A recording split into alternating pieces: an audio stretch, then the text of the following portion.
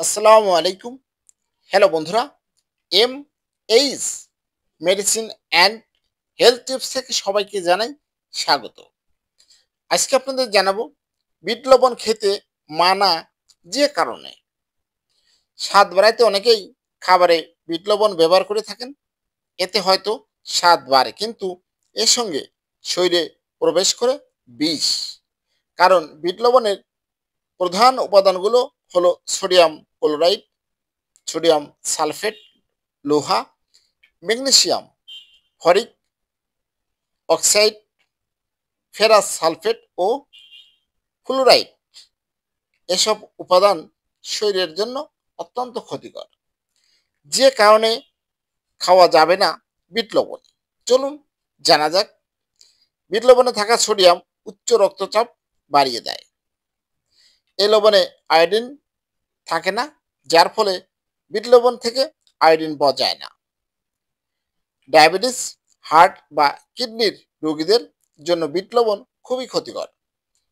তাই যারা এ ধরনের সমস্যা রয়েছে তাদের বিট লবণ খাওয়া থেকে বিরত থাকতে হবে। সাধারণত প্রাপ্তবয়স্কদের দৈনিক 2.3 গ্রামের কম ও 50 বছরের ঊর্ধ্বে 1.5 গ্রাম লবণ খাওয়া উচিত। সেক্ষেত্রে লবণে যদি ফ্লুরাইড থাকে তাহলে তার হাড় ও জয়েন্টে ব্যথা সৃষ্টি করে, রক্ত স্বল্পতা, রক্ত প্রবাহে বাধা সৃষ্টি এবং পাকস্থলীর ঝিল্লির ক্ষতি করতে পারে। শরীরে পটাশিয়াম বেশি গেলে কিডনির উপর প্রভাব পড়ে।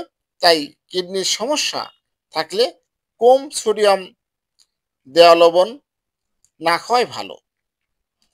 4.9 গ্রাম অর্থাৎ প্রতি 4 চামচ বিট লবণে রয়েছে 0.56 গ্রাম ফ্লুরাইড।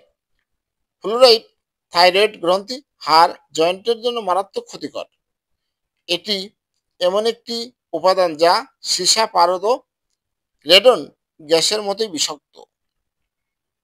দাঁত ও হাড়ের গঠনে ফ্লুরাইড প্রয়োজনীয় উপাদান।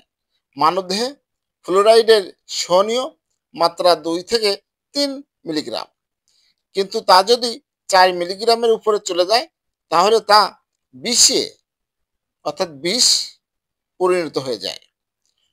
ওজন হ্রাস পায়, ত্বকে প্রদাহ দেখা দেয়, দাঁতের ক্ষতি হয়, চুল পড়া থেকে শুরু করে নানা সমস্যা দেখা দেয় অতিরিক্ত বিট লবণ গ্রহণের ফলে।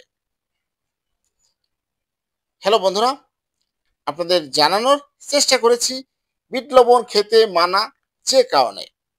আমার এই ভিডিওটি যদি ভালো লাগে, নতুন নতুন ভিডিও পেতে আমার চ্যানেলটি এখনই সাবস্ক্রাইব করে রাখুন, লাইক, কমেন্ট, শেয়ার করুন। সবাই ভালো থাকবেন। আজকের মতো বিদায় নিচ্ছি। আল্লাহ হাফেজ।